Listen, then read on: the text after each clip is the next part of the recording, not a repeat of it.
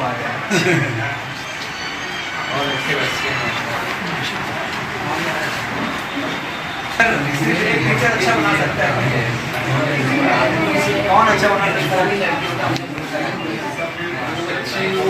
Teacher बहुत अच्छा पढ़ाते हैं, आप लोगों को अच्छा पढ़ाना भी है ना।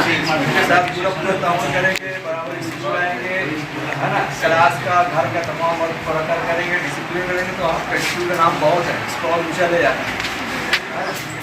Best of luck for your future.